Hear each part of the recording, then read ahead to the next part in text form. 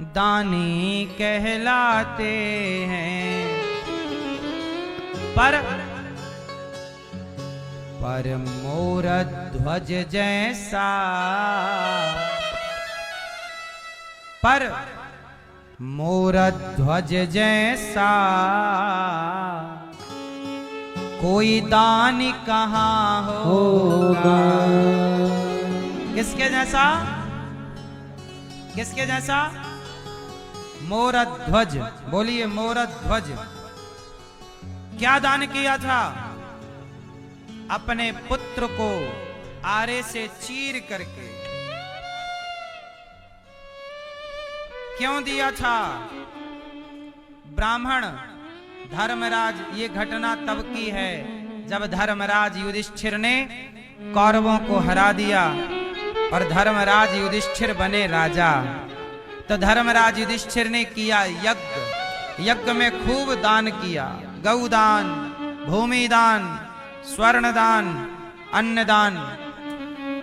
अर्जुन को आ गया घमंड, मेरा भैया बड़ा दानी है, मेरे भैया युधिष्ठिर से बड़ा दानी कोई नहीं। भगवान कृष्ण से अर्जुन ने अहंकार में कहा, केशव क्या मेरे कृष्ण, मेरे भैया से बड़ा दानी कोई है? तब भगवान ने मुस्कुराते कहा कि तुम्हारे भैया का नाम तो हमारी डायरी में कहीं है ही नहीं। अर्जुन ने भगवान की डायरी छीन ली, कहा लाओ हम चेक करेंगे कि आपकी डायरी में पहला नाम किसका है। तो भगवान कृष्ण की डायरी में पहला नाम था मोर ध्वज का। अर्जुन बोले प्रभु ये कौन है, मैं नहीं जानता। भगवान बोले कि ये मेरा एक भक्त है, मोर ध्वज नाम है, ये बहुत बड़ा दानी है, नित्य अन्नदान करता है, निष्कपट भाव से दान करता है, खूब दीन दुखी ब्राह्मणों की सेवा करता है। इसका नाम मेरी डायरी में सबसे पहले है, सबसे ऊपर। ये देखो मोर ध्वज। अर्जुन बोले प्रभु मैंने तो नाम भी नहीं सुना। भगवान बोले मेरा भक्त गुप्त रहता है, किसी के बीच में नहीं। अर्जुन बोले मैं नहीं मानता कि दानी है, मैं परीक्षा लूंगा। चलो परीक्षा लेवाओ और परीक्षा में पास होगा तब मैं मानूंगा कि तुम्हारा भक्त बड़ा है, वरना जंगल में मोर नाचा किसने देखा, हम कैसे माने। अर्जुन बोले चलो। भगवान बोले मेरे को तो डाउट नहीं है, पर आप कह रहे हो तो चलो। तो अर्जुन और कृष्ण दोनों चले परीक्षा लेने, और दोनों बन गए पंडित जी, ब्राह्मण बन गए। रूप किसका बनाया? ब्राह्मण का रूप बनाया। चले मोर ध्वज के राज्य में। मोर ध्वज के यहां जब चले तो ब्राह्मण बन के गए। अच्छा यमराज जी को बुला लिया, यहां आओ, तुम बुढ़े शेर बन जाओ, परीक्षा लेना है ना, तो रूपरेखा तैयार करो। हम दोनों बनते हैं ब्राह्मण और तुम बन जाओ शेर। और शेर भी कौन सा? बुढ़ा शेर, दांत वांत गिरा के आना पूरे। अब बुढ़ा शेर कौन बन गया? यमराज। अर्जुन बन गए ब्राह्मण, भगवान कृष्ण बन गए ब्राह्मण, और चले मोर ध्वज के यहाँ। मोर ध्वज के यहाँ पहुंचे। महाराज की जय हो। मोर ध्वज ने देखा कि दो ब्राह्मण आए हैं, सिंहासन से उतरकर ब्राह्मणों को बिठाया, चरणों को धोए। कहा मोर ध्वज ने कि हे ब्राह्मण देवता, आप हमारे द्वार पर आए, बताइए हम आपकी क्या सेवा करें। तो भगवान कृष्ण बोले, जो ब्राह्मण बने आए थे, भगवान बोले कैसा है राजन, हमने सुना है कि तुम बहुत बड़े दानी हो। मोर ध्वज बोले प्रभु हम तो भगवान के छोटे से दास हैं, छोटे से सेवक हैं, हम कहाँ दानी हैं। दानी तो भगवान हैं, दाता एक राम, भिखारी सारी दुनिया। भगवान से बड़ा दानी कौन? सच बताओ, सबसे बड़ा दानी कौन है? भगवान हैं, जिन्होंने हमें आंख दी, हमें दो आंख दान की है। किसने? हमारे भगवान श्रीमन नारायण ने। हमें दो पांव दान किए हैं, भगवान श्रीमन नारायण ने। हमें दो पांव, भगवान ने हमें पांव ना दिए होते तो हम कैसे चलते, आंख ना दी होती तो कैसे देखते। तो भगवान सबसे बड़े दानी हैं, जिन्होंने आपको भी दो आंखें दी हैं। बोलो हाँ, दो पांव दिए हैं, मुंह दिया है, सुंदर सा जीवन दिया है। दानी तो भगवान है। मोरध्वज बोले भगवान सबसे बड़े दानी हैं। तो भगवान कृष्ण बोले कि सुनो, हमें भूख लगी है, सुना है कि तुम बहुत बड़े दानी हो, तो ऐसा करो कि हमें भोजन करा दो। मोरध्वज बोले महाराज ये तो बड़ी सौभाग्य की बात है कि आपको भोजन कराने का सौभाग्य मिलेगा। तो ब्राह्मण बोले कि हम भोजन तो करेंगे, पर ऐसा है कि हमारा शेर बाहर खड़ा है। हमारा कौन बाहर खड़ा है? शेर। और वो हो गया है बुढ़ा, उसके गिर गए हैं दांत, और वो खाता है मांस। तो ऐसा है कि महाराज आप थोड़े से मांस की व्यवस्था कर दो। मोरध्वज बोले कि मैं मांस कहां से लाऊं, किसी को भी काटूंगा तो कष्ट होगा, ऐसा करो आप मेरा मांस परोस दो। मोरध्वज बोले मैं शेर के आगे चला जाता हूं, शेर मुझे खाए, जितना जी करे मेरा मान। देखो मोरध्वज, मेरे द्वार से कोई भूखा ना लौटे, इसके लिए शेर के आगे अपने को डालने को तैयार है। मेरी जांघ काट के मैं डाल देता हूं, शरीर के अंग काट के डाल देता हूं। ब्राह्मण बोले ना ना, मेरा शेर बुढ़ा है, दांत टूट चुके हैं, वो मांस को फाड़ नहीं सकता अपने से। इसलिए ऐसा है कि आप तो हो गए हैं बूढ़े, आपका मांस थोड़ा कड़ा है, उसे कोमल मांस खाना है। हमने सुना है आपका एक बच्चा है। मोरध्वज का एक बेटा था, नाम था ताम्रध्वज, अभी मात्र 6 साल का था, छोटा सा 6 साल का बच्चा। ब्राह्मण बोले ऐसा करो, भगवान कृष्ण बोले ऐसा करो कि तुम्हारा जो बेटा है? मोरध्वज बोले हाँ है। बस ऐसा करो कि उस बेटे का मांस हमारे शेर को डाल दो, और ऐसा है कि तुम्हारे बच्चे को वो फाड़ नहीं सकता, तो ऐसा करो आप ही अपने बच्चे के टुकड़े करो, पीस करो, टुकड़े 20 से फाड़ो आरा से। ये आरा मतलब लकड़ी चीरने वाला आरा, उससे जरा बच्चे के 2 भाग करो, सिर से आरा चला के, फिर 2 भाग करके फिर 1 भाग के फिर 5-6 टुकड़े करना, शेर को डाल देना, वो खा लेगा। कोमल मांस खाता है ना वो बच्चे का, कठिन कठोर नहीं खा सकता, दांत नहीं है तो फाड़ नहीं सकता। बस इतनी सी प्रार्थना है, आप ये दान करिए। अब देखो, अब जरा सोचो कि कोई आपके घर आए और कहे कि आप अपने बेटे को जरा काट के दे दो, सुनने में कितना अजीब लग रहा है। मोरध्वज ने कहा, अच्छा मोरध्वज धर्म संकट में पड़ गए, खुद का मांस हो तो मैं अपने को काट दूं, पर मैं किसी बच्चे को काटूंगा तो वो भी तो अपराध लगेगा ना, भले मेरा ही बेटा हो,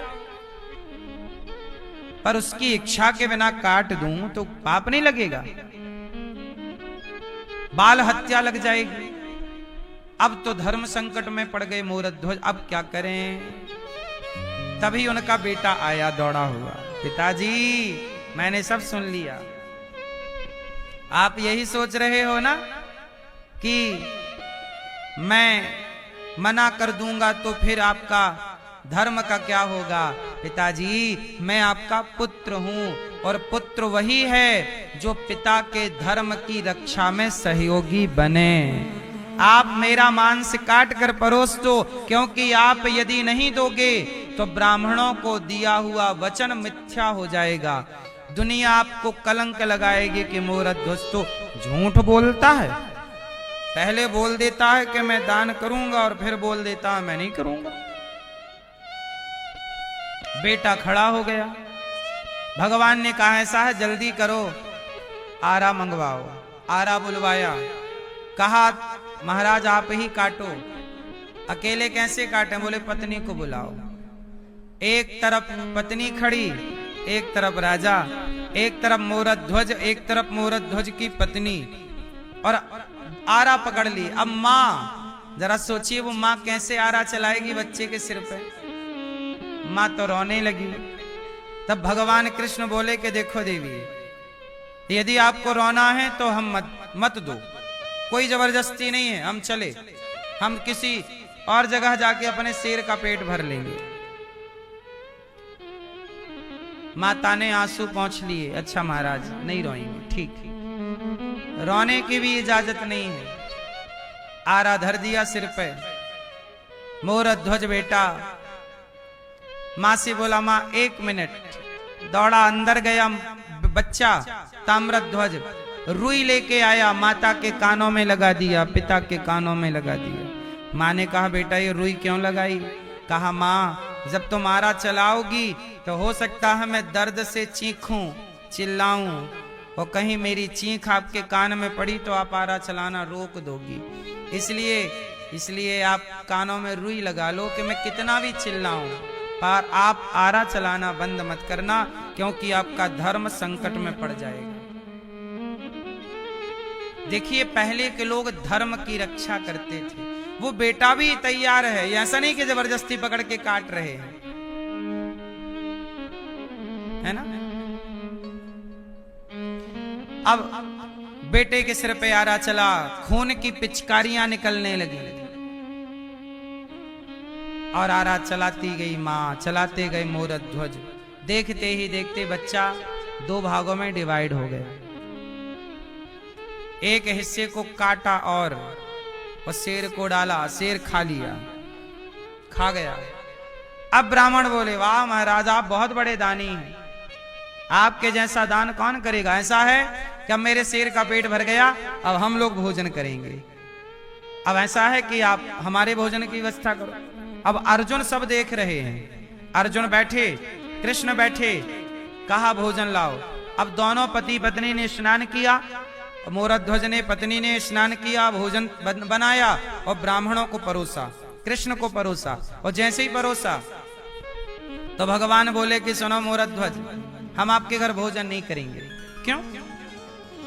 क्योंकि आप हत्यारे हैं और हत्यारों के घर हम भोजन नहीं करते। मोरध्वज बोले, हमने कौन सी हत्या की? बोले, आपने अभी अभी अपने पुत्र को मारा है और बाल हत्या की है। बोले, महाराज वो तो आपने ही बोला था। बोले, नहीं, हत्या तो लगी आपको।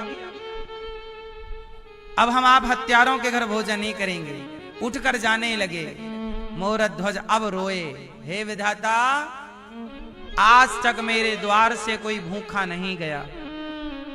यदि मेरे द्वार से ये ब्राह्मण भूखे चले जाएंगे तो मुझे कलंक लग जाएगा, पाप लग जाएगा। हे विधाता, यदि मैंने सच्चे मन से आपकी भक्ति की हो और निष्कपट भाव से समाज की सेवा की हो तो प्रभु मेरे द्वार से ब्राह्मण भूखे ना जाएं। रो पड़े मोरध्वज, आवाज लगाई, बेटा ताम्रध्वज, तूने मरकर अपने पिता के धर्म को बचाया है पुत्र। यदि आज तू जीवित नहीं हुआ तो तेरा मरना, तेरा बलिदान देना व्यर्थ हो जाएगा। इसलिए पुत्र, तू जीवित होकर भी अपने पिता के धर्म की रक्षा कर। हे विधाता, मुझे कलंक लगा है कि मैंने पुत्र की हत्या की है। हे विधाता, मुझे, हे प्रभु, हे परमात्मा, हे श्याम सुंदर, हे प्रभु, मुझे इस कलंक से बचाओ। हे बेटा मोर ताम्रध्वज, तूने मर करके अपने पिता के धर्म की रक्षा की। बेटा एक बार तू जिंदा होकर अपने पिता के धर्म की रक्षा कर। यदि तू आज जीवित नहीं हुआ तो तेरे पिता का धर्म चला जाएगा। ये कह करके जब मोरध्वज दुखी हुए तो भक्त को दुखी देखकर भला भगवान कैसे ना रोते। भगवान ने उनके मरे हुए पुत्र को जीवित कर दिया और ताम्रध्वज दौड़ा हुआ आया, पिताजी मैं मरकर भी आपके धर्म की रक्षा करूंगा और जीवित होकर भी आपके धर्म की रक्षा करूंगा। भगवान ने उनका मरा हुआ पुत्र जीवित किया और लौटाया। और जब मोरध्वज ने पुत्र को देखा और ब्राह्मणों को देखा तो वहां कोई ब्राह्मण नहीं थे, वहां अर्जुन और कृष्ण थे और वहां पर यमराज थे शेर के रूप में। हाथ जोड़ करके अर्जुन चरणों में गिर पड़े मोरध्वज के। अब अर्जुन को विश्वास हो गया कि प्रभु मोरध्वज के जैसा इस धरती पे कोई दूसरा दानी नहीं। इसलिए पहले के लोग पुत्र की रक्षा नहीं, अपने प्राणों की रक्षा नहीं, पहले के लोग धर्म की रक्षा करते थे। इसलिए आपसे मेरी प्रार्थना है कि पुत्र गया तो आ जाएगा, प्राण गए तो फिर जीवन मिल जाएगा। पर धर्म गया तो फिर कहां ढूंढोगे। इसलिए धर्म की रक्षा करना सीखो। धर्मो रक्षति रक्षिता। जो धर्म की रक्षा करता है धर्म उसकी रक्षा करता है। इसलिए किसी भी परिस्थिति में मेरी मां धर्म को मत जाने दीजिएगा। किसे मत जाने दीजिए? धर्म को मत जाने दीजिए। धर्म ही धन है। इसलिए मोरध्वज सबसे बड़े दानी। मोरध्वज ने क्या कहा कि मेरे द्वार से कोई ब्राह्मण भूखा, कोई अतिथि भूखा ना जाए। आप गृहस्थों के घर से कोई अतिथि भूखा चला गया तो ये आपके लिए सबसे बड़ा पाप है। लेकिन आजकल अतिथि की सेवा करने में यदि आपको 2 लोगों का भोजन बनाने पड़ जाए तो सिर चढ़ जाता है कि ये आ गए खाने के लिए। कोई मेहमान आए और उसके लिए भोजन बनाना पड़े तो इसी भाव से बनाना चाहिए कि हमारे द्वार पे भगवान आए हैं, ना जाने किस रूप में नारायण मिल जाएं। हर रूप में भगवत दर्शन करते भोजन कराना चाहिए।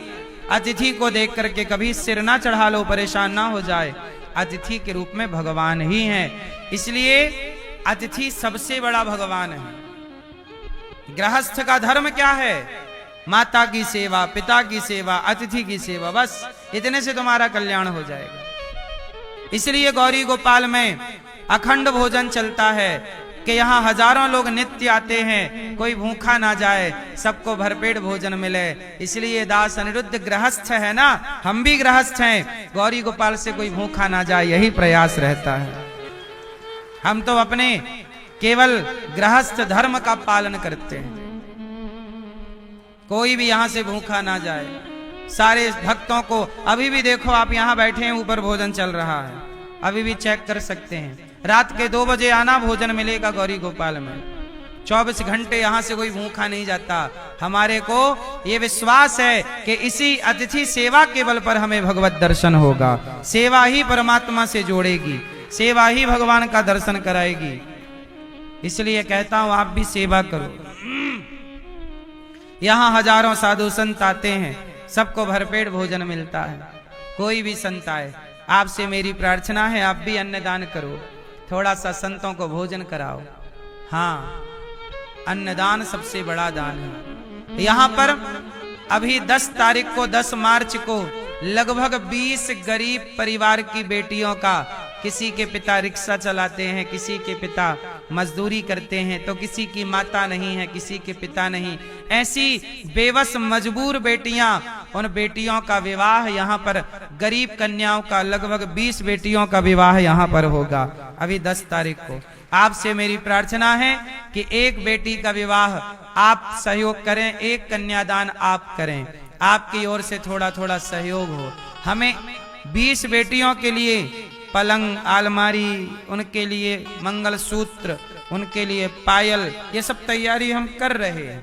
आप भी एक कन्या का विवाह में आप एक बेटी का कन्यादान आप कर लें, एक बेटी का सहयोग आप करें। हम तो कर ही रहे हैं जो हमसे बनता है।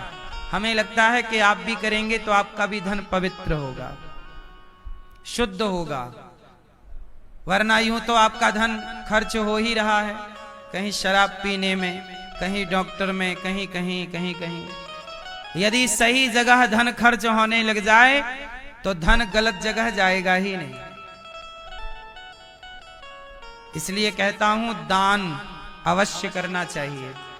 और अभी 10 मार्च से यहां पर 84 कोस की यात्रा भी है। सबसे पहले भगवान कृष्ण ने अपने माता पिता को 84 कोस की यात्रा परिक्रमा कराई। गाड़ियों से 84 कोस पूरे ब्रजमंडल की यात्रा है। आप भी 84 कोस की यात्रा में चलना चाहें, माँ बाप को सम्मिलित करना चाहें, जैसे श्रवण कुमार ने सारे तीर्थों की यात्रा अपने माँ बाप को कराई, आप भी अपने माँ बाप को 84 कोस की यात्रा कराइए। क्योंकि कहते हैं 84 कोस की यात्रा कराने से धरती के संपूर्ण तीर्थों की यात्रा कराने का फल प्राप्त हो जाता है और 84 लाख योनियों से मुक्ति होती है। सबसे पहले भगवान कृष्ण ने अपने माता पिता देवकी, यशोदा, नंद बाबा को 84 कोस की यात्रा कराई थी। तब से ये 84 कोस की यात्रा की परंपरा है। जिसमें नंदगांव, बरसाना, गोकुल, गोवर्धन, पूरा ब्रजमंडल। ब्रजमंडल कितना बड़ा है? 84 कोस का। तो पूरी 7 दिन की परिक्रमा है। 7 दिन आपका रहना, खाना, यात्रा, जिनको भी चलना है रजिस्ट्रेशन करा सकते हैं, नाम लिखा सकते हैं।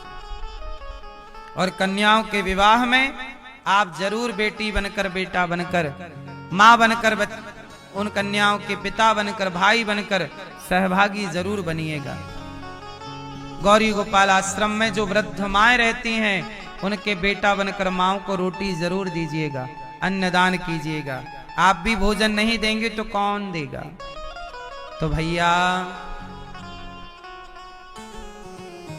हाँ, दान जो करते हैं दानी कहलाते हैं, पर मोर ध्वज जैसा कोई दानी कहाँ होगा। वैसे दानी बहुत है, जैसे राजा शिवी, दानियों में एक नाम किसका आता है? शिवी। राजा शिवी, राजा हरिश्चंद्र, और एक संत का नाम आता है दानियों में। क्या नाम है? दधीची। किनका नाम? किनका नाम?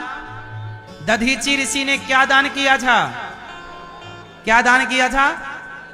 अपनी हड्डियां दान की थी।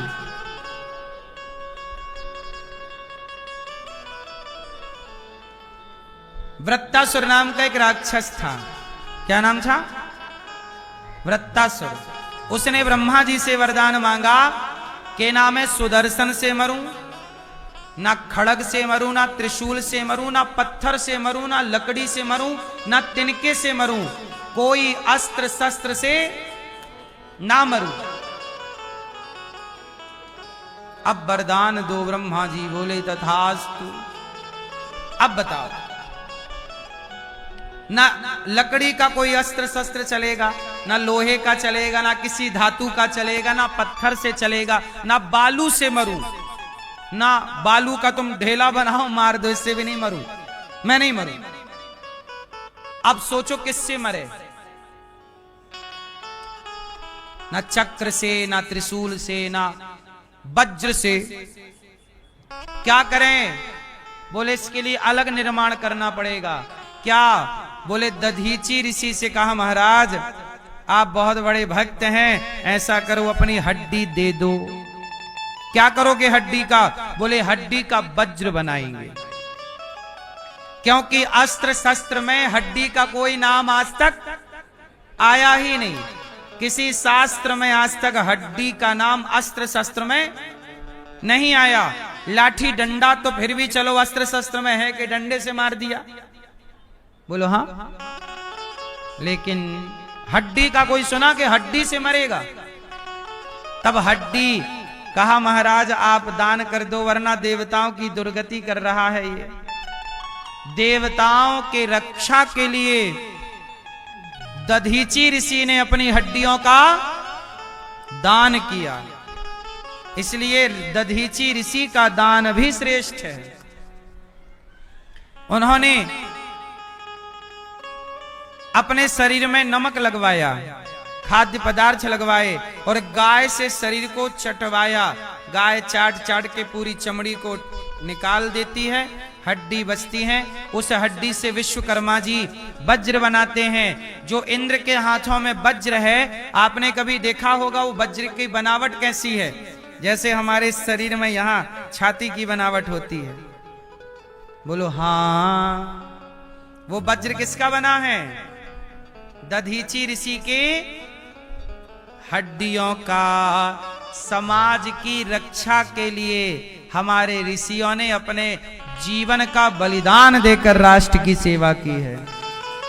ऐसे दधीची ऋषि को हम प्रणाम करते हैं। पर मोरा ध्वज जैसा कोई दान कहाँ होगा।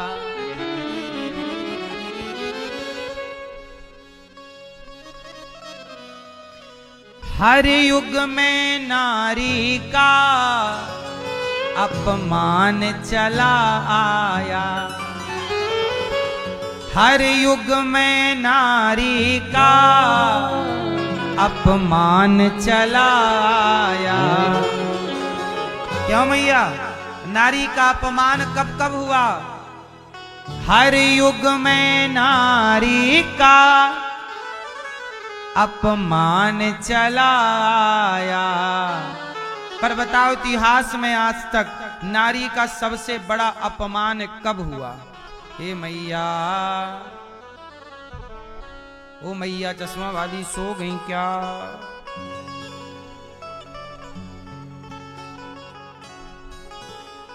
बरसों से चला आया अपमान ये नारी का।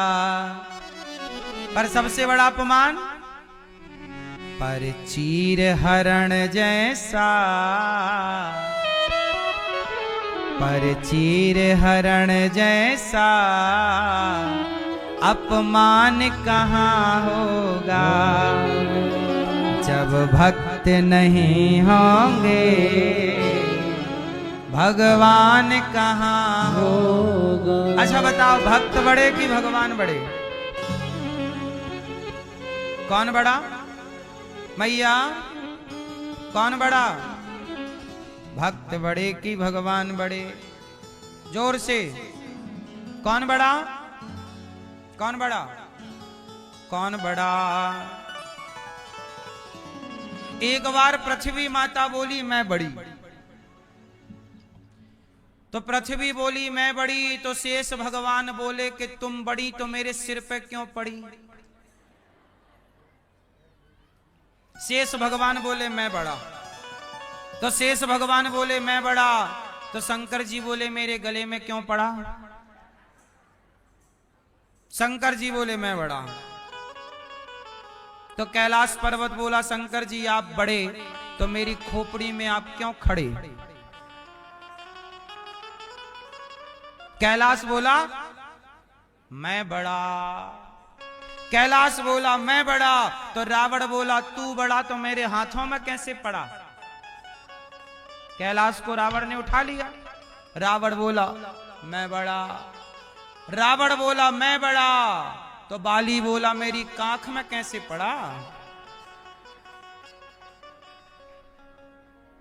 तू बड़ा तो मेरी कांख में कैसे पड़ा? बाली बोला मैं बड़ा।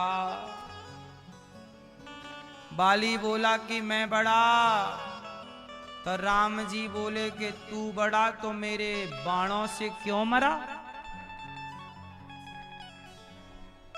तू बड़ा तो मेरे बाणों से क्यों मरा?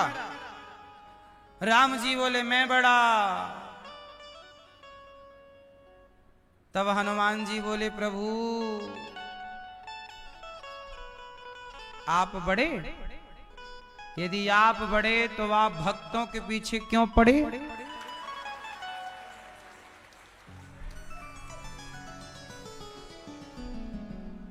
भगवान किसके पीछे रहते हैं? गोपियां नचा रही हैं और जगत के पालनहार ताही अहीर की छोहरियां छछियां भरी छाछ पे नाच नचावे। जगत को नचाने वाले को भगवान को गोपियां नचाती हैं कि नहीं? बोलो हाँ। इसलिए भगवान से बड़ा कौन? इसलिए भगवान से भी बड़ा कोई है, तो भगवान से भी बड़ा भगवान का भक्त है। इसलिए राम के मंदिर कम हैं, राम के भक्त हनुमान जी के मंदिर ज्यादा है। क्योंकि बड़ा कौन? भगवान बड़े नहीं, भगवान के भक्त बड़े। भक्त न होते तो भगवान का परिचय कौन कराता? जरा सोचो। बोलो माता शबरी, बोलो मेरी माँ। भक्तों के नाम लेने से वाणी पवित्र होती है, इसलिए हम बुलवाते हैं। बोलो शबरी, विभीषण, सुग्रीव, केवट, निषादराज, हनुमान जी, जटायु, इन सबको यदि हटा दिया जाए तो क्या राम की अपनी कोई कथा बचेगी? बोलो, राम की अपनी कोई कथा नहीं है। केवट ना होए, जटायु ना होए, सुग्रीव विभीषण हनुमान जी ना होए, भरत जैसे भक्त ना होए, लक्ष्मण जैसे भक्त ना होए, तो राम क्या करते अकेले? इसलिए हाँ, गर भक्त न होते तो भगवान कहाँ होते। इसलिए भक्त का सम्मान आदर उतना ही जितना भगवान का आदर। एक बार क्या हुआ, सूरदास जी के बारे में आपने सुना होगा। सूरदास जी गिर गए गड्ढे में, अंधे तो थे ही, गड्ढे में गिर गए। अब अंदर बैठे गड्ढे में, वो जा रहे थे कथा सुनने, तूफान चला, रास्ता भटक गए और गड्ढे में गिर गए। अब गड्ढे से निकले कैसे? सूरदास अंधे। अब गड्ढे में बैठे बैठे अब नाम जपने लगे, भगवान कृष्ण का ध्यान करने लगे।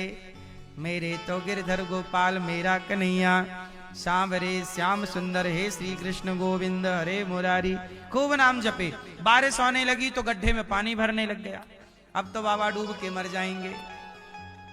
भगवान को लगा बाबा तो डूब जाएगा। तब भगवान छोटे से बच्चे बन के आए। बाबा बाबा, मैं गैया चरा के लौट रहा था जंगल से, तुम्हारी आवाज सुना, आओ अपना हाथ दिखाओ। तुम्हारा हाथ, ये रहा मेरा हाथ, मेरा हाथ पकड़ो, मैं तुम्हें खींचता हूं, गड्ढे से बाहर निकालता हूं। सूरदास जी समझ गए कि इस जंगल में इतने पानी में कौन आएगा, हो ना हो मेरे भगवान ही आए हैं मुझे गड्ढे से निकालने के लिए। सूरदास जी बोले, प्रभु बातें मत बनाओ, आप भगवान हो। अरे नहीं नहीं, मैं तो फलाने का बेटा हूं और मैं तो यहां से गुजर रहा था, ये रहा मेरा हाथ। सूरदास जी बोले, मैं तो अंधा हूं, मुझे क्या पता कि आपका हाथ कहाँ है, मेरा हाथ ये रहा, मैं आपका हाथ क्यों पकड़ूं, मैं तो अंधा हूं, आप मेरा पकड़ लो हाथ।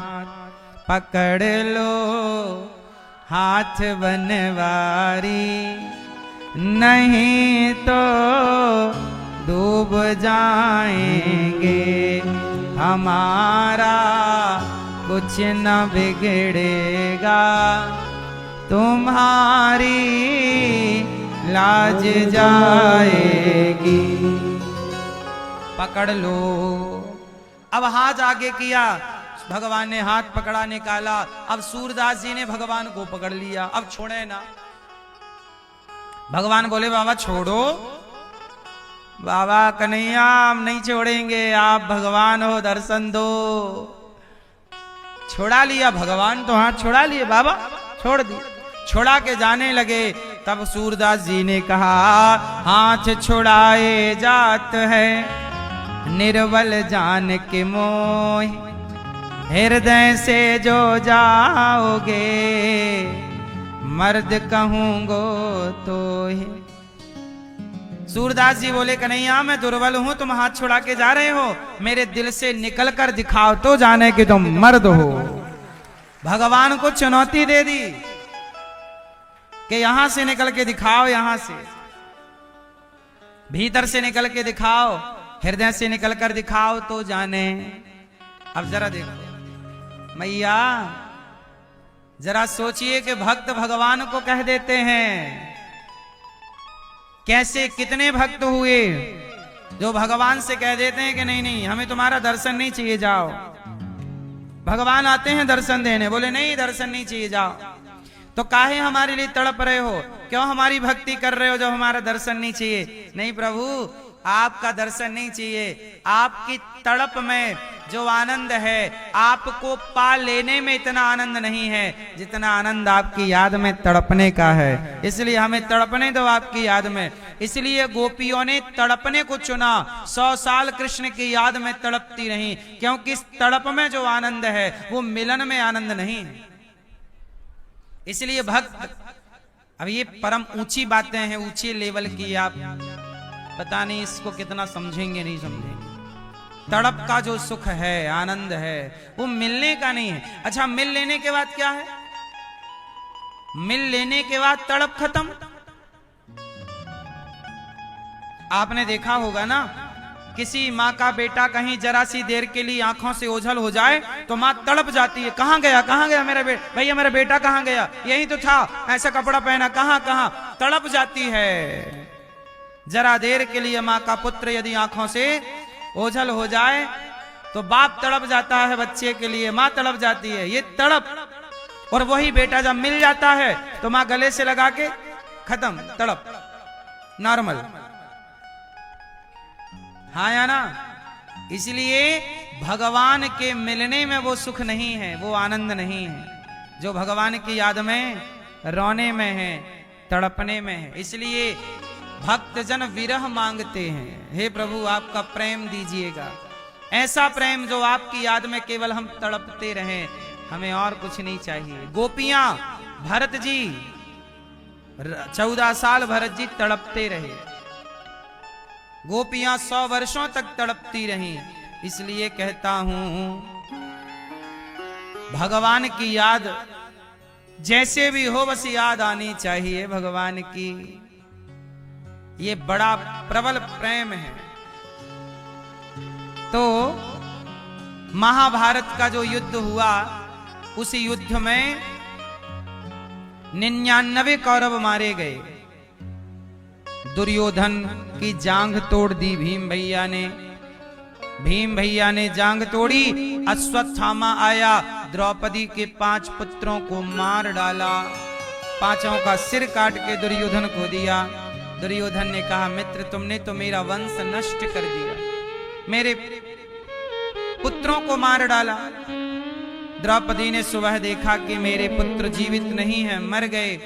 अश्वत्थामा को पकड़ के सामने खड़ा कर दिया कि देखो आपके द्रौपदी, तुम्हारे 5 पुत्रों का हत्यारा सामने है। द्रौपदी ने कहा, माता शिशुनाम निधनम, माता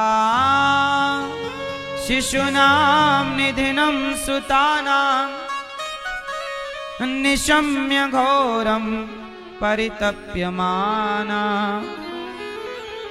माता द्रौपदी बोली कि मेरे पुत्र को तो अश्वत्थामा ने मार दिया, यदि आप इसे भी मार दोगे तो इसकी माता रोएगी, क्योंकि बेटे के मर जाने पर माँ को दर्द कितना होता है ये मैं जानती हूँ। द्रौपदी बोली, मेरे 5 पुत्र मरे, यदि अश्वत्थामा को मार दोगे तो अश्वत्थामा की माता द्रोणी रोएंगी, क्योंकि पति की मृत्यु हो गई है। भक्त कौन है? जो केवल अपना सुख ना देखे, सामने वाले का भी सुख दुख देखे। अपने बारे में सब सोचते हैं, लेकिन अपने बारे में सोचने वाले को बड़ा नहीं कहते। किसी और के बारे में, सबके बारे में थोड़ा सोचा करिए। थोड़ा फुर्सत मिले तो जरा उन लोगों के बारे में सोचिए जिनकी आप मदद कर सकते हैं, हेल्प कर सकते हैं। आप समाज के लिए क्या कर सकते हैं, सोचिएगा जरूर। अपने बारे में तो कुत्ते बिल्ली भी सोचते हैं, अपने परिवार का भरण पोषण तो चिड़िया भी कर लेती है। कौन नहीं कर रहा है मैया?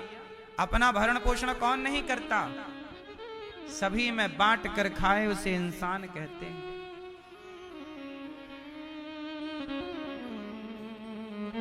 हाँ, ये जीवन छोड़ करके जाना है, इसलिए दौलत कौन सी कमाओ। हाँ, धर्मशाला छोड़ जाना ही है अगला राउंड में।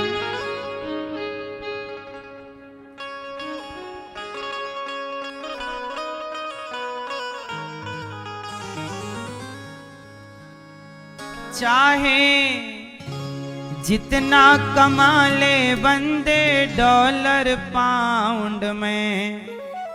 आप लोग किस में कमाते हो? या तो आप डॉलर कमाते हो, पाउंड कमाते हो, या पैसा कमाते हो। अमेरिका के पैसे को डॉलर कहते हैं, लंदन के पैसे को पाउंड कहते हैं और भारत के पैसे को पैसा कहते हैं, रुपया कहते हैं, रुपया। बोलो हाँ। चाइना के पैसे को कुछ और, दुबई इत्यादि में दिनार चलता है, तो वहां के पैसे को क्या बोलते हैं? दिनार। पर मेरी माँ ये बताओ, कोई पैसा कमा रहा है, कोई सोना कमा रहा है, कोई जमीन कमा रहा है, कोई इकट्ठा कर रहा, पर ये बताओ असली दौलत मेरे संग जाने वाली क्या है? क्या? भला की जय भला होगा, बुरा की जय बुरा होगा। वही लिख लिख कर क्या होगा, यहीं सबको चुकाना है। मैया जी झूठ मत बोलो, प्रभु के पास जाना है।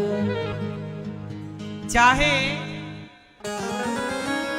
चाहे जितना कमा लो भैया, डॉलर पाउंड में।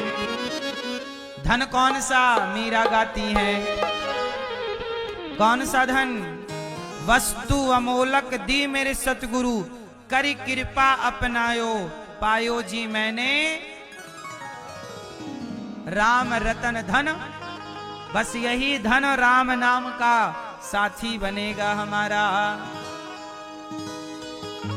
चाहे जितना कमा लो भैया डॉलर पाउंड में, चाहे जितना कमा लो भैया डॉलर पाउंड में, चाहे जितना कमा लो मैया डॉलर पाउंड में, चाहे जितना कमा लो मैया डॉलर पाउंड में। धर्मशाला, ये शरीर क्या है?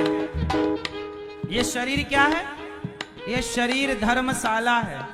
एक दिन ये शरीर धर्मशाला का, यही धर्मशाला छूट जाएगी और आप फुर्र से उड़ जाओगे। हाँ, धर्मशाला छूट जाएगी ये अगले राउंड में। अगले राउंड मतलब ये 2026 चल रहा है।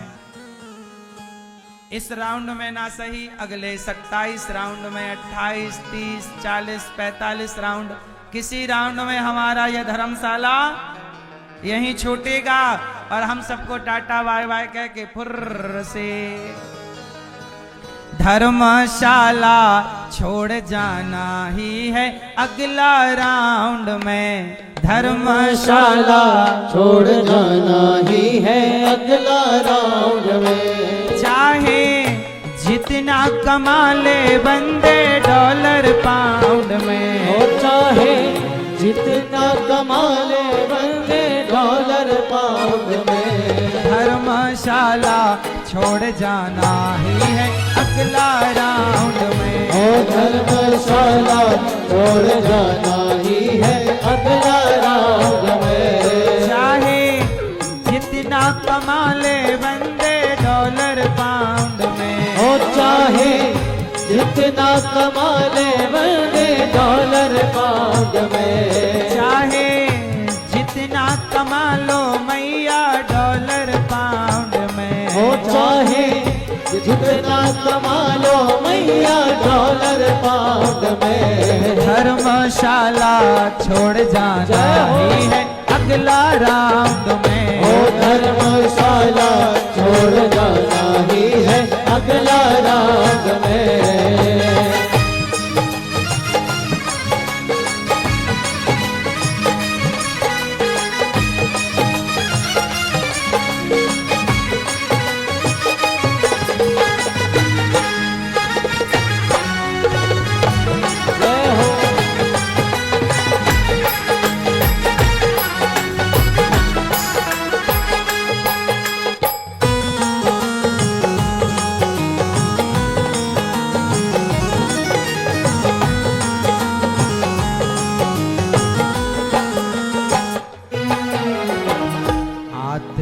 ये क्या है गौरैया चिरैया।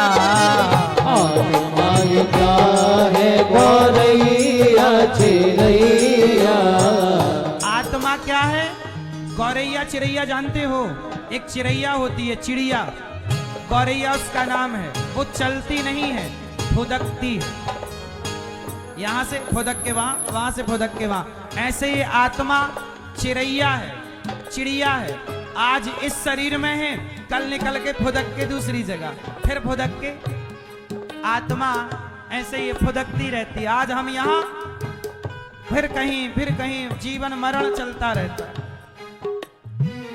आत्मा ये क्या है गौरैया चिरैया। आत्मा ये क्या है गौरैया चिरैया। काया गमन का है निश्चित समैया। काया गमन का है निश्चित समैया। काया गमन का समय निश्चित है, मतलब हमारी मृत्यु क्या है? ए सुनो मेरे माँ, हमारा जीवन क्या है? निश्चित है, मृत्यु। काया गमन का है निश्चित समैया। काया गमन का है निश्चित समैया। अब आत्मा ये क्या है गौरैया चिरैया। काया गमन का है निश्चित समैया। काया गमन का है निश्चित समैया। ट्यूब लेक्स में छुपो या फिर अंडरग्राउंड में। ओ धूप लेक्स में छुपो या फिर अंडरग्राउंड में। ट्यूब लेक्स में छुपो या फिर अंडर। ड्यूप्लेक्स में रहते हो ना, घर में रहते हो ना। जब युद्ध होते हैं तो लोग अंडरग्राउंड हो जाते हैं। कहीं भी रहो, क्या सोचते हो कि अंडरग्राउंड रहेंगे तो? ड्यूप लेक्स में छुपो या फिर अंडरग्राउंड में। धूप लेक्स में छुपो या फिर अंडरग्राउंड में। धर्मशाला छोड़ जाना ही है अगला राउंड में। ओ धर्मशाला छोड़ जाना ही है अगला राउंड में। चाहे जितना कमा ले बंदे डॉलर पाउंड में। ओ चाहे जितना कमा ले बंदे डॉलर पाउंड में। धर्मशाला छोड़ जाना ही है अगला राउंड में। ओ धर्मशाला छोड़ जाना ही है अगला राउंड में।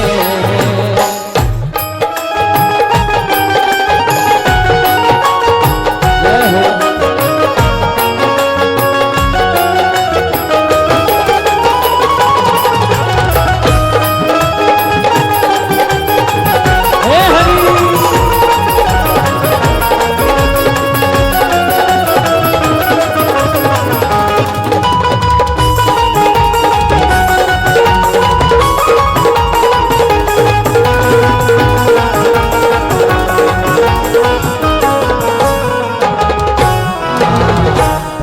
पुण्य करो चाहे चोरी बेईमानी।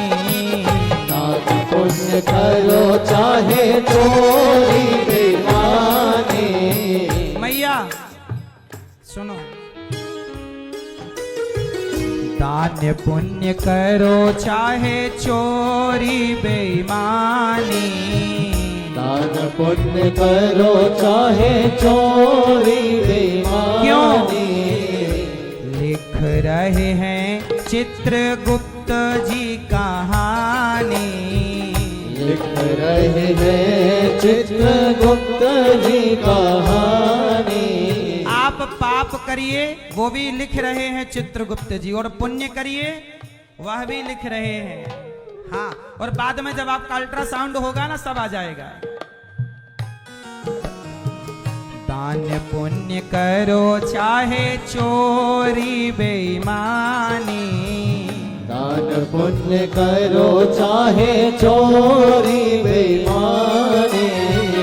लिख रहे हैं चित्रगुप्त जी कहानी, लिख रहे हैं चित्रगुप्त जी कहानी। बोलो कैसे बचोगे उनके अल्ट्रासाउंड से, हो बोलो कैसे बचोगे उनके अल्ट्रासाउंड से। बोलो कैसे बचोगे उनके अल्ट्रासाउंड में, हो बोलो कैसे बचोगे उनके अल्ट्रासाउंड से। धर्मशाला छोड़ जाना जय हो अगला राउंड में, हो धर्मशाला छोड़ जाना ही है अगला राउंड में। धर्मशाला छोड़ जाना ही है अगला राउंड में, हो धर्मशाला छोड़ जाना ही है अगला राउंड में।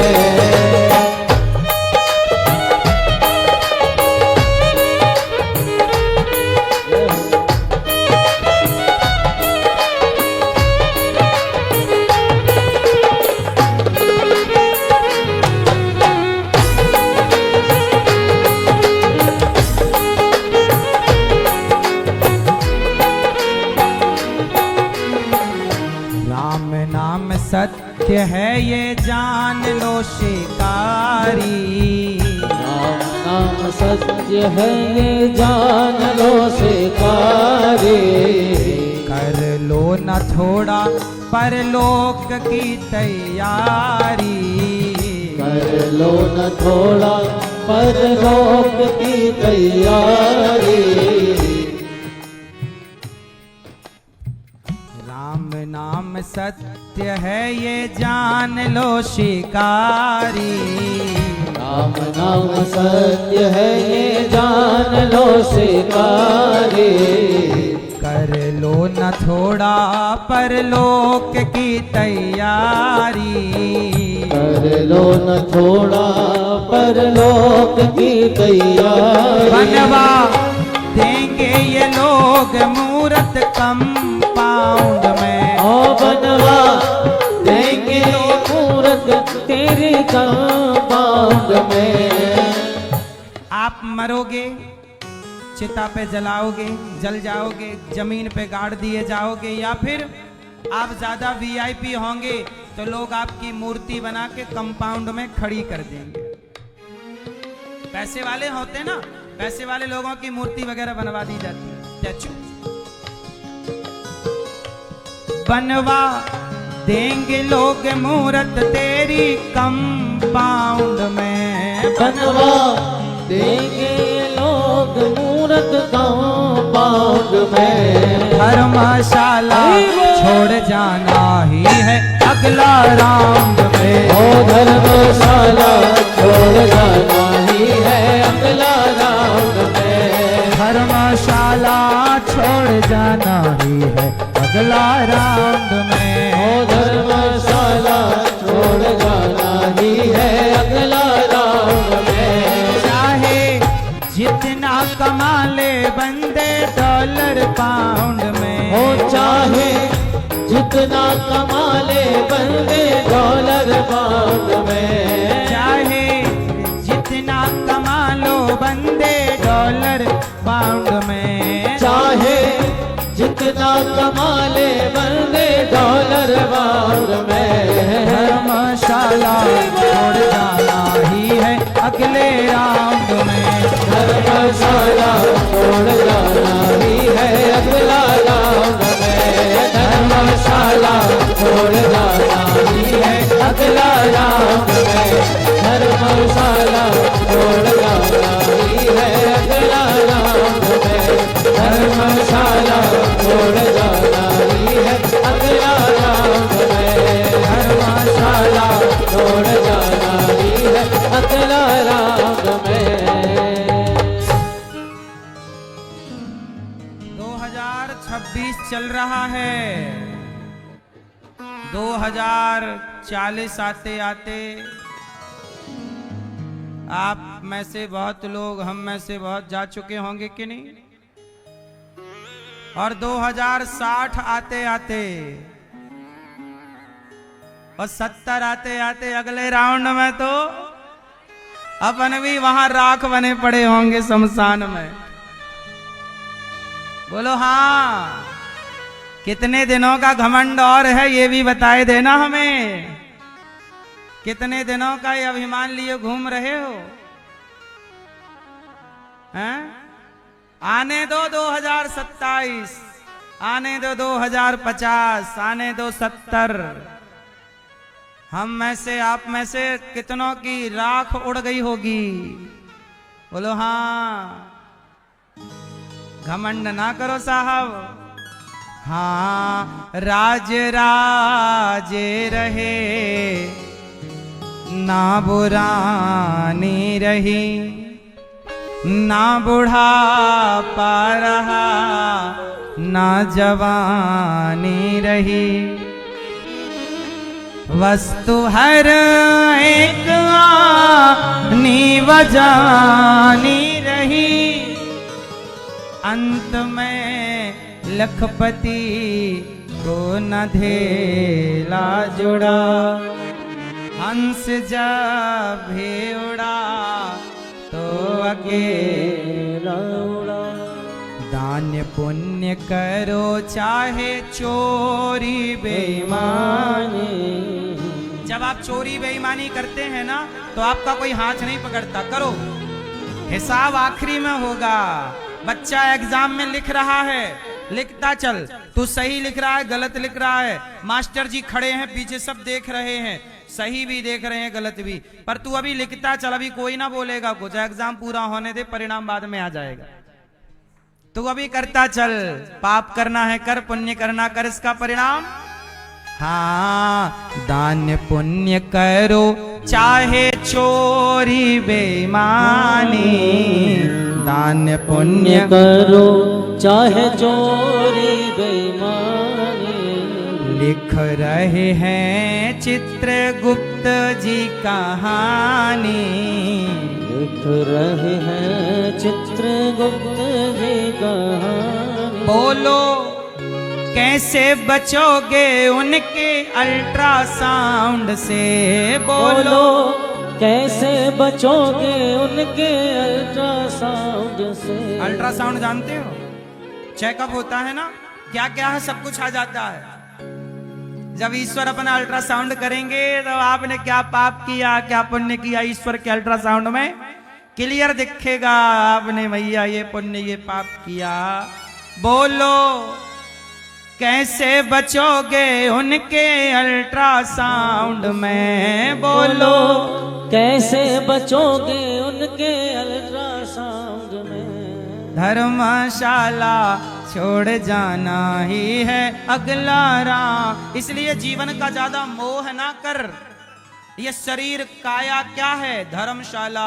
अनिरुद्धाचार्य भी एक दिन ये शरीर छोड़ के चला जाएगा। क्या मोह करना। हम बचे कितने साल के हैं, 2026 चल रहा है।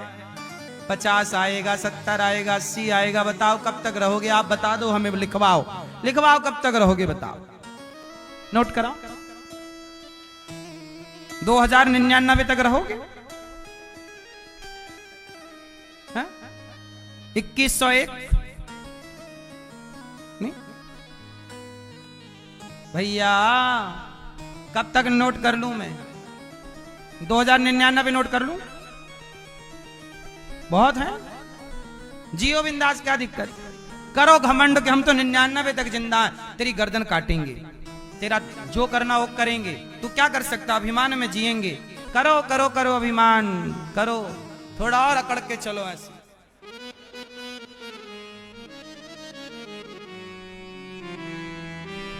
क्योंकि आपको तो मरना ही नहीं है ना, इसलिए अकड़ो। हम क्यों अकड़े, क्योंकि हमें पता है कि हम मर जाएंगे। इसलिए घमंड किस बात का करें जब राख हैं। अपनी औकात नहीं भूलना चाहिए। हमारी सच्चाई यही है कि एक दिन मिट्टी के घड़े, 50 रुपया के घड़े में आपकी पूरी राख आ जाएगी। लोग लेके जाएंगे, अस्थियां जा रही हैं। ये बात सही है कि गलत है, इसलिए अभिमान त्याग दो, इंसान बनो, इंसान के काम आओ, हंसते मुस्कुराते जिंदगी जियो, लोगों की हेल्प करो, मदद करो, अच्छे काम करते हुए बिंदास शान से मरो।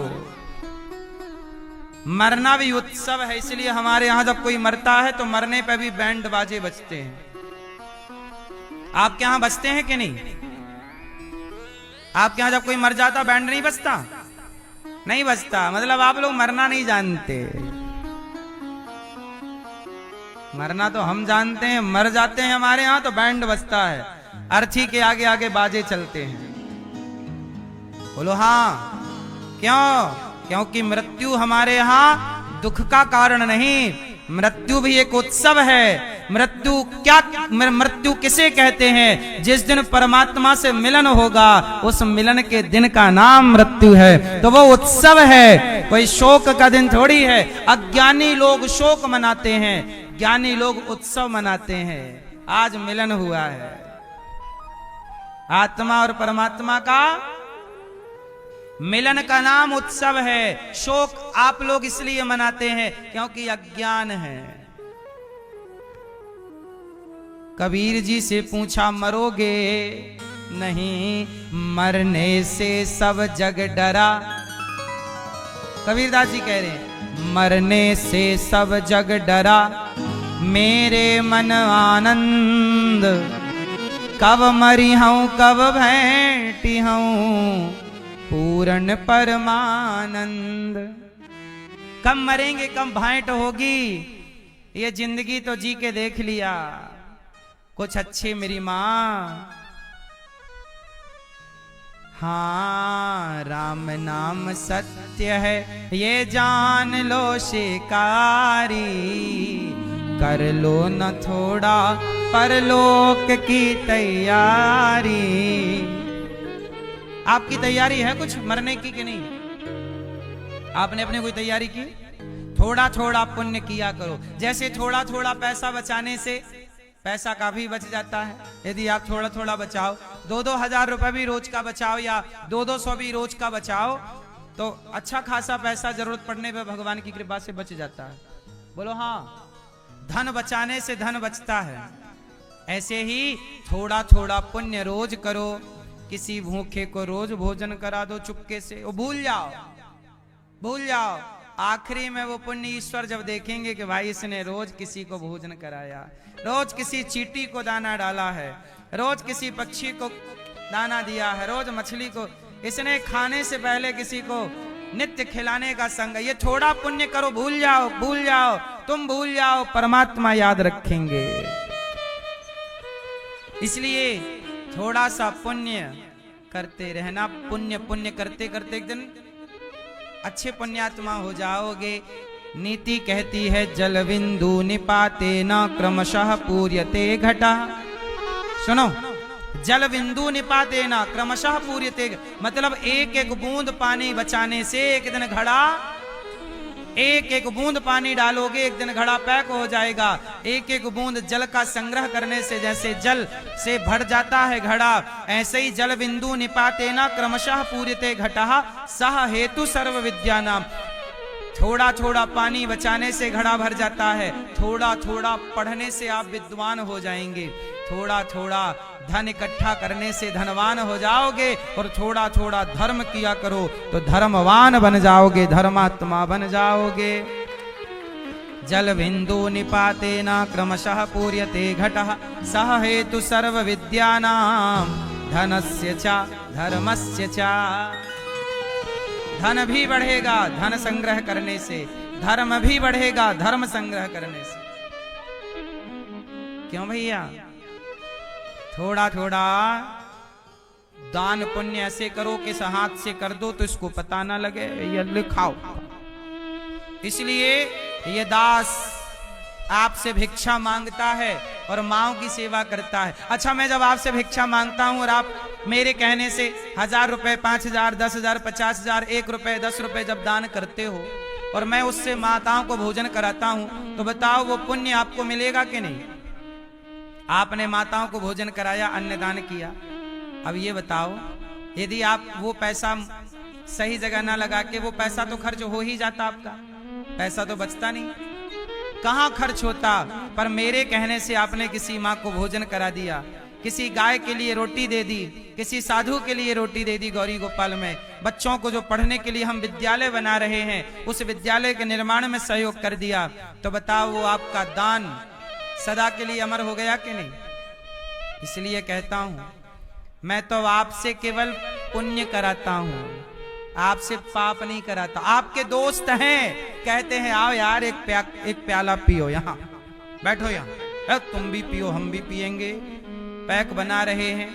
ये दोस्त लोग जो है ना आपसे पाप करा रहे हैं, शराब पिला रहे हैं आपको, कह रहे हैं चलो आज मुर्गा पार्टी करते हैं, चलो आज मछली खाते हैं। ये आपको पापी बना रहे हैं, मुर्गा खिला के मछली खिला के। बोलो हाँ, आपके जितने दोस्त यार हैं ये आपसे पाप करा रहे हैं। एक अनिरुद्धाचार्य है जो आपसे पुण्य करा रहा कि भाई थोड़ा सा अन्नदान करो, वृद्ध माओं को भोजन कराओ, गौरी गोपाल आश्रम में संताते हैं भोजन कराओ, थोड़ा शिक्षा में, थोड़ा गाय के लिए दान पुण्य करो। आपके यार दोस्त सच बताओ पाप कराते हैं कि नहीं आपसे? गलत जगह पैसा खर्च कराते हैं कि नहीं आपका? बोलो हाँ कि ना।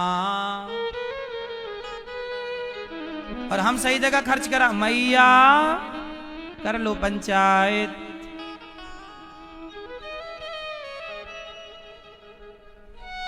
तो बताओ पैसा सही जगह खर्च होने से पुण्य मिलेगा कि गलत जगह? हाँ, तो आपका दोस्त कौन? आपका दोस्त ये दास अनिरुद्ध है। हम आपके छोटे भाई, आपका दोस्त, आपका बेटा, सब हमें अपना दोस्त मान लो। हमें मानोगे तो हम आपको सही रास्ता बताएंगे, और आप अपने उन दोस्तों को, दो कौड़ी के लोगों को, टपोरियों को बनाओगे दोस्त, तो तुम्हें शराब पिलाएंगे, कहेंगे आओ पियो, सिगरेट पिलवाएंगे, सिगरेट तुम भी जलाओ हम भी जलाएं, पी रहे हैं सिगरेट, पी के धुआं निकाल। किस बात की मूर्खता है ना ये, धुआं धुआं कर रहे हैं। क्यों मैया? पैसे का सदुपयोग करना आता नहीं है आज के छोरों को। पैसा मिला तो बस ऐसे चलते एटीट्यूड में।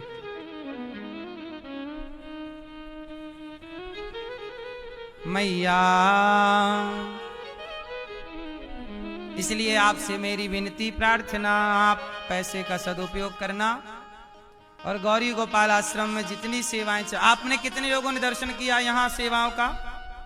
आज हमारी मैयाओं को, एक मैया ने कहा कि आज हमारी ओर से माताओं को नाश्ता होगा, तो इनमें से एक मैया है, कहाँ है मैया आज?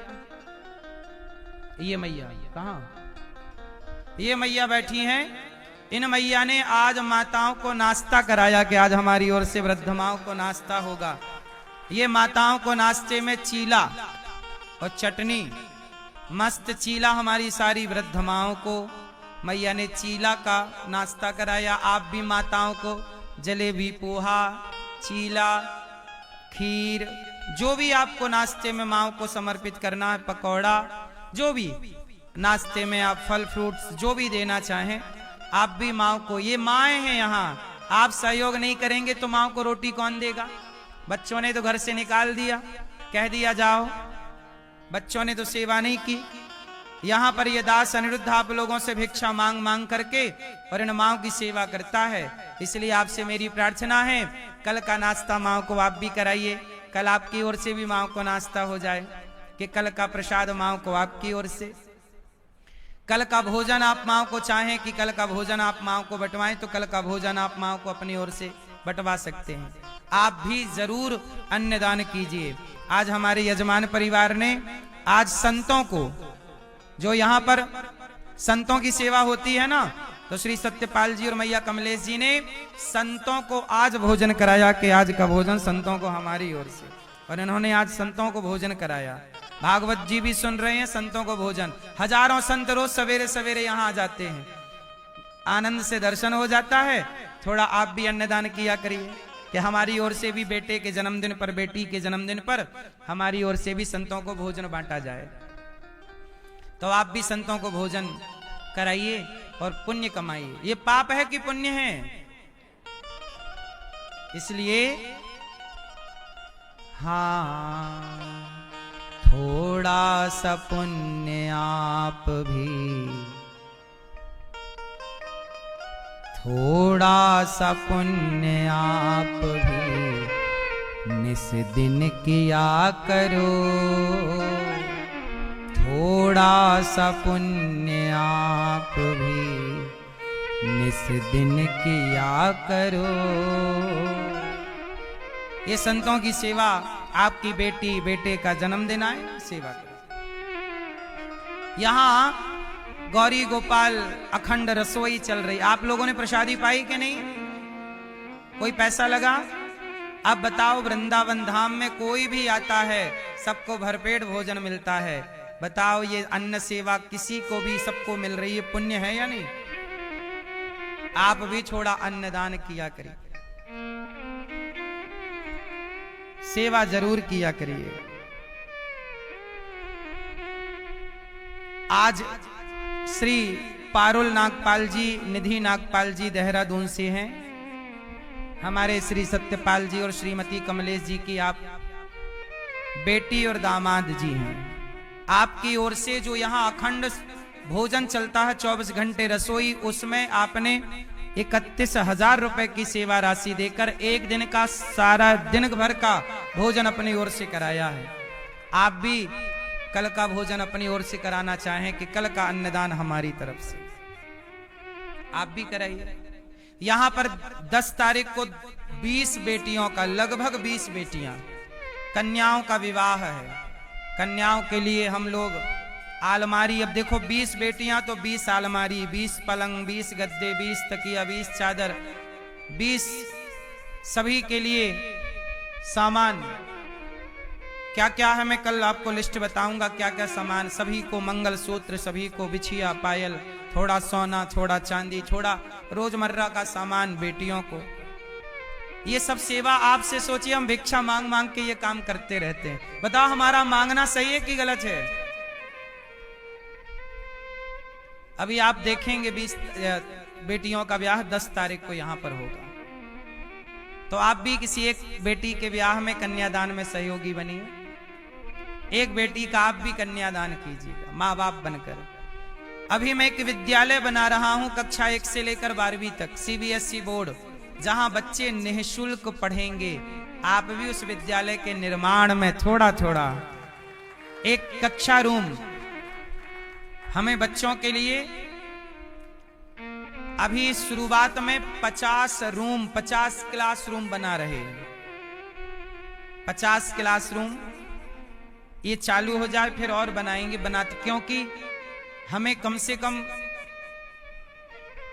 5 से 7 हजार बच्चों की प्लानिंग करके चलना है। तो अभी शुरुआत में एक शिफ्ट में ये बन जाए, चालू हो जाए, पढ़ने लगे, जैसे रिक्वायर बढ़ती जाएगी कार्य होता जाएगा। तो बच्चों को निःशुल्क पढ़ाना है, शिक्षा फ्री होनी चाहिए। इसलिए थोड़ा आप भी सहयोग करें और बच्चों के विद्यालय के निर्माण में आप सहयोगी बने। गौरी गोपाल गुरुकुल में 150 बच्चे अभी भी पढ़ रहे हैं निःशुल्क। उन बच्चों की शिक्षा में आप जुड़े।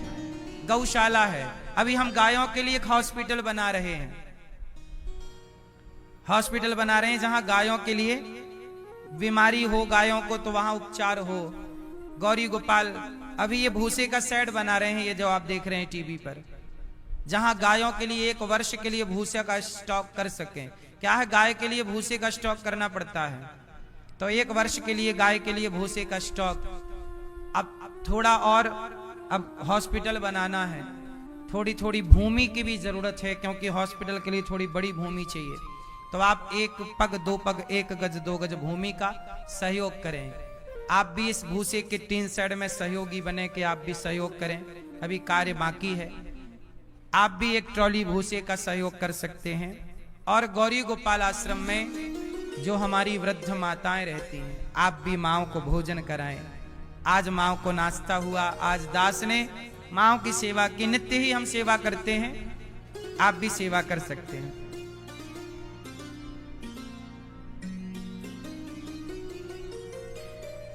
जो बेटियों का यहाँ विवाह है ना, उस बेटी के विवाह में बेटियों को क्या क्या सामान देंगे।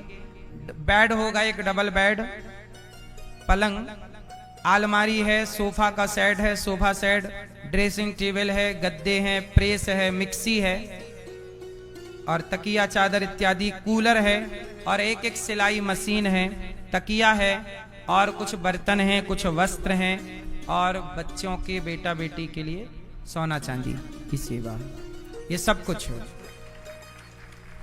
तो आप सबके सहयोग से ये कार्य है। तो आप जिस सेवा से जुड़ना चाहें जुड़िएगा, जिस योग ईश्वर ने आपको बनाया है सहयोग जरूर कीजिएगा। कुछ भक्तों ने नाम पहुंचाए हैं, आप भी माओ को भोजन कराएं, आप भी नाश्ता कराएं, आप भी किसी एक बेटी को गोद लें, अन्नदान करें। इतनी सेवाएं गौरी गोपाल में, किसी एक सेवा से अपने आप को जोड़ें जरूर। बोलिए सदगुरुदेव भगवान की उपस्थित सभी श्रद्धालु जनों को जय श्री कृष्णा। चैनल के माध्यम से घर बैठकर कथा का रसपान कर रहे आप सभी श्रद्धालु जनों को जय श्री कृष्णा। व्यासपीठासीन सेवा की प्रतिमूर्ति पूज्य श्री महाराज जी के चरणों में कुटसह नमन वंदन। आपने अभी श्रवण किया कि किस प्रकार यहाँ पर सेवाओं का क्रम चल रहा है। वृद्ध माताओं की सेवा, अन्न क्षेत्र, रसोई, गुरुकुल, गौशाला इत्यादि सेवाएं यहाँ पर हो रही हैं और गौ हॉस्पिटल, संत निवास भी बनने का प्रकल्प यहाँ पर प्रारंभ हो चुका है। आप सभी के सहयोग की आवश्यकता है। संस्था के अकाउंट नंबर टीवी स्क्रीन पर दिख रहे हैं। आप भी अपना सहयोग समर्पित करते हुए मोबाइल नंबर में संपर्क कर आप भी अपना नाम दर्ज अवश्य कराएं। श्री कमल देवी पंत अल्मोड़ा उत्तराखंड से 11,000 रुपए की सेवा राशि समर्पित कर रहे हैं। राम बंसल पश्चिम बंगाल से 8,900 रुपए, पार्वती हनुमंत परिते पुणे महाराष्ट्र से 11,000 रुपए, गुप्तदान दिल्ली से 12,400 रुपए, धनराज शर्मा भटिंडा पंजाब से 51 रुपए, परेश साहनी 51 रुपए, भागीरथी महतो अहमदाबाद गुजरात से 5,000 रुपए, नवीन भारद्वाज दिल्ली से, उमा पटेल धमतरी छत्तीसगढ़ से, अमित गुप्ता महाराजगंज से, खुशीराम उत्तर प्रदेश से, विनोद वर्मा राजस्थान से, पंजाब सिंह जम्मू कश्मीर से, मुकेश कुशवाहा मुरैना मध्य प्रदेश से, विनोद कुमार शर्मा धनबाद झारखंड से, राकेश नंदा लुधियाना पंजाब से एवं सुमन गुप्ता दिल्ली से आप सभी विशेष सहयोग समर्पित कर रहे हैं। बहुत बहुत धन्यवाद, बहुत बहुत साधुवाद। आप सभी दानदाताओं के लिए बिहारी जी से प्रार्थना करते हैं कि आप सभी दानदाताओं के घर बिहारी जी की कृपा बनी रहे।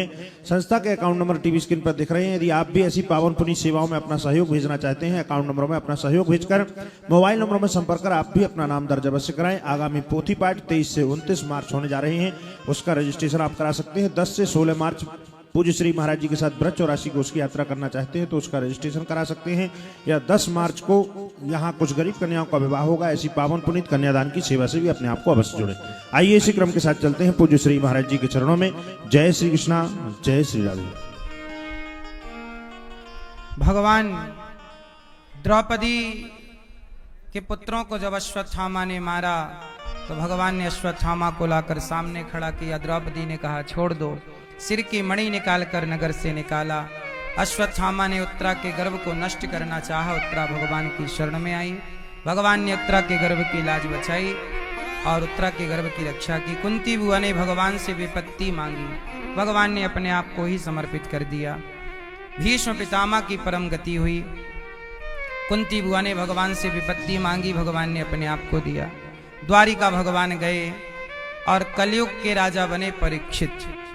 राजा परीक्षित जी ने एक संत का अपमान किया। 7 दिन में मरने का शाप लगा। जिसे 7 दिन में मरना हो वो क्या करे। राजा परीक्षित जी शुकताल गए। परीक्षित जी के पास सुखदेव भगवान आए और सुखदेव भगवान ने दिव्य भागवत सुनाई और परीक्षित जी के मोक्ष का साधन प्रशस्त किया। दोनों भगवत चिंतन में डूबे हैं। आगे की चर्चा कल सुनेंगे। आओ आरती की ओर चलें। श्रीमन्नारायण चरणौ शरणं प्रपद्ये। श्रीमते नारायणाय नमः।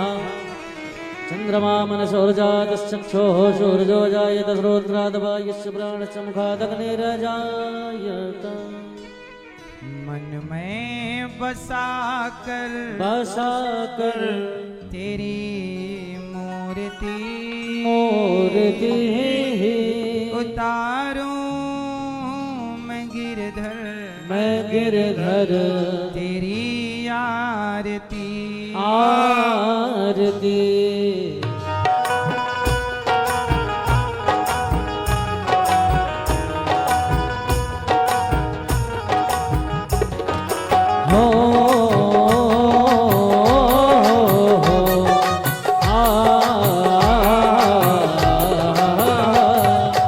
मन में बसाकर तेरी मूर्ति उतारूं मैं गिरधर तेरी आरती। मन में बसाकर तेरी मूर्ति उतारूं मैं गिरधर तेरी आरती। मन में बसा कर तेरी मूर्ति उतारूं मैं गिरधर तेरी आरती। मन में बसा कर तेरी मूर्ति उतारूं मैं गिरधर तेरी आरती।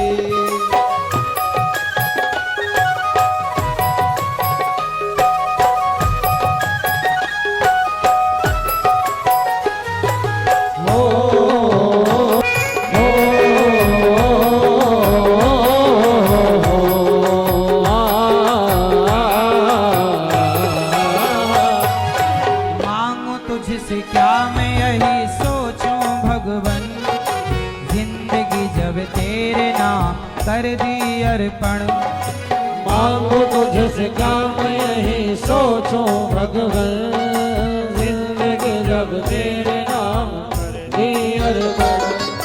सब कुछ तेरा कुछ नहीं मेरा, सब कुछ तेरा कुछ नहीं मेरा। चिंता है तुझको प्रभु संसार की।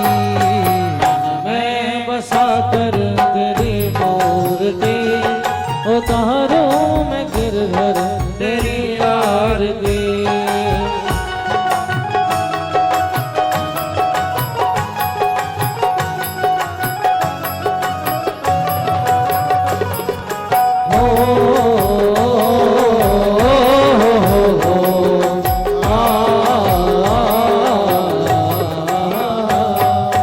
जिसने तेरा नाम लिया उसके जागे भाग, सोते हुए जीवन से अब तो प्राण जाग। जिसने तेरा